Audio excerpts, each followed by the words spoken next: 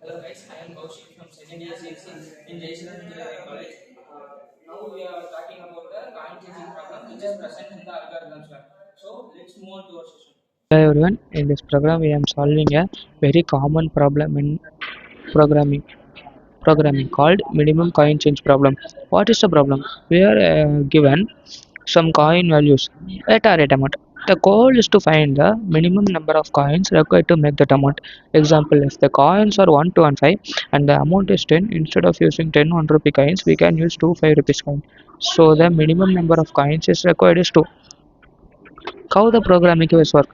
This program uses a concept called dynamic programming. Dynamic programming means instead of solving the same problem again and again, we store the results and we reuse them. Then we having the line by line explanation of this program. First we import the utility packages. Then we initialize the coin main functions and the main methods. Then we create an scanner object to take input from the user. We ask the user to enter the how many coins types they have. We store the number of coins in variable length. We create an array named coins to store the coin values. We ask the user to enter the actual coins. We use a loop to read all coin values. We store each coin value inside the coin array. We ask the user to enter the target amount. We store the target amount. Then we create an DP array. This array will store the minimum number of coins required for each amount from 0 to target. We fill the entire DP array with a large value. Why? Because initially we assume this is not possible to make amount 0. Ah, not possible. Then DP of 0 equal to 0. To make amount 0, we need 0 coins. So we set DP of 0 as 0. Then we move on to the main logics. This is the main logic. From this main logic it starts uh, from this first for loop. This for loop runs from 1 to target amount. We calculate minimum coins from the each amount step by step.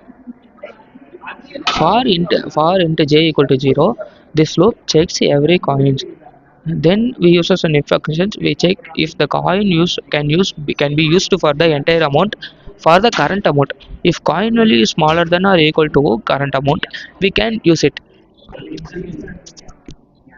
Then we use an dp of I method function, method minimum function. This is the most important line. What it means means if we use this coin, then remaining amount is I minus coin of j. We already know minimum coin for that remaining amount, so we add 1 from the current coin. Then we take minimum between the current value stores and the newly value stored. This ensures we always store the minimum number of coins. Finally we check if the value is still larger than then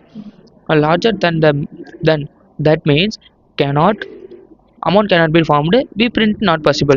Otherwise we print the minimum number of coins. Then we close the scanner to prevent the resource leak.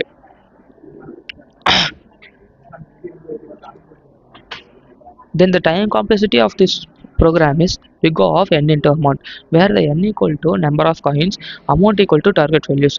Why this method is efficient? Instead of checking all the combinations recursively, which is slow, dynamic programming stores previous answers and solve efficiently. Conclusion: we used a dynamic program.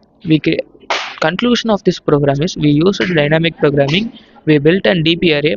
We calculated minimum coins step by step. Finally, we